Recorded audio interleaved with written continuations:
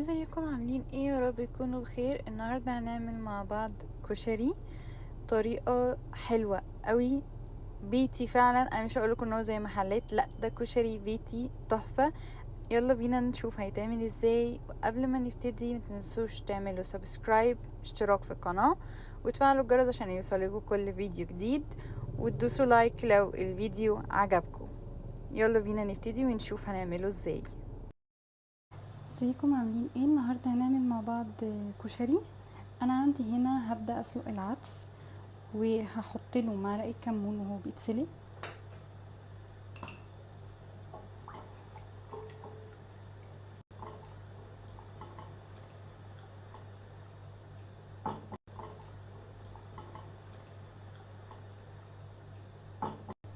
وعندي هنا كمان الحمص هسلقه.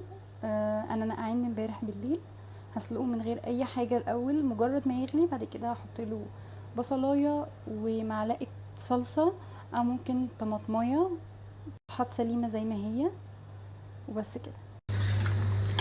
انا هنا خلاص حطيت الحمص، هو بقاله شويه على النار، حطيت له البصلايه وحطيت له الطماطمايه كمان، وهسيبه بقى لحد ما يستوي، وبعد كده هبدا ان انا احط له التوابل بتاعته. نسيت اقول لكم ان انا كمان حطيت للحمص فصين ثوم صغيرين معاه عشان النكهه. دلوقتي بقى هنبدا نعمل مع بعض الرز، كده يبقى الكشري معانا خلص. عندي هنا كمان العدس اهو بيستوي بيتسلق معايا، مش عايزاه يوصل ان هو يتهري، لان انا هضيفه على الرز في الاخر كمان ويستوي كمل سوا معاه، فبالنسبه لي نص سوا هيكون كفايه، هو لسه شويه عليه. عندي هنا كمان البصله زي ما انتم شايفين قطعتها حلقات، وحطيت لها معلقتين دقيق ومعلقه ملح صغيره، وهقلبهم مع بعض ونبدا نحمرهم. عندي هنا دلوقتي الزيت خلاص سخن، زيت كتير، هحمر فيه البصله، انزل عليه بالبصل وابدا اقلبه.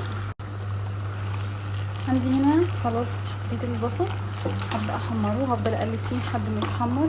انا بالنسبه لي الزيت ده كفايه، في ناس بتحب تكتر بس انا لا، كفايه قوي كده. وهفضل بقى اقلب فيه لحد ما يتحمر معايا ويقرمش، وبعد كده نبدا نعمل الرز ونسلق المكرونه. انا عندي هنا خلاص البصل اتحمر، هبدا دلوقتي من زيت البصل اعمل الرز، وهعمل كمان الصلصه.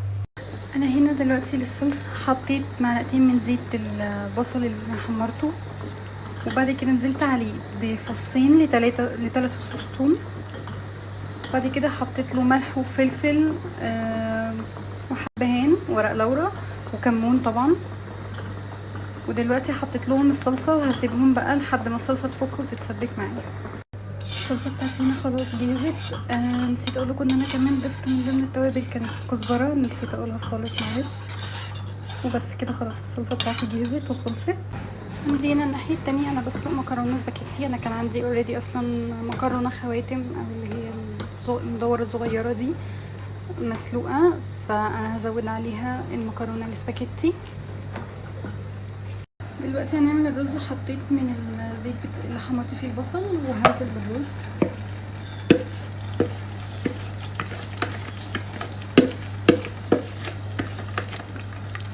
هقلبه تقلبتين، بعد كده هنزل عليه بالعدس.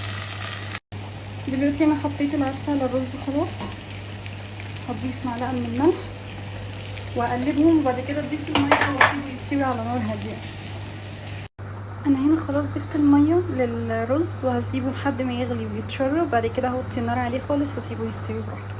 عندي هنا عشان احضر دقة الثوم، حطيت هنا 4 فصوص ثوم كبار او ممكن 5 متوسطين، وحطيت نص معلقه ملح ونص معلقه كمون ونص معلقه كزبره ناشفه، واضيف شويه خل حوالي معلقتين مش كتير، وهضيف نص ليمونه. نص ليمونه ده كبير، فعصير كزبره ناشفه، وهضيف شويه خل حوالي معلقتين مش كتير، وهضيف نص ليمونه. نص ليمونه ده كبير، فعصير ليمونتين مثلا.